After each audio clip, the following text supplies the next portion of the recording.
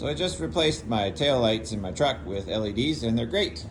Except they hyperflash, which technically it could be considered safer because it's flashing twice as fast. However, I like to have them normal. I'll show you the easiest fix without any wiring. So this is the flasher, and look, it's for LEDs. It's fantastic.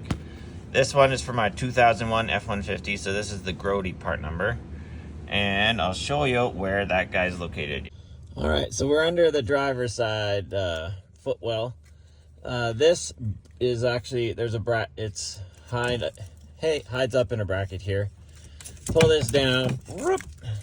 That gray relay is actually for the blower motor. This blue one is the one that we want to change. So we'll pull this guy out one-handed. One-handed. Maybe not. There we go. I needed two hands for that. Boom, she's in. Let's hit the signal.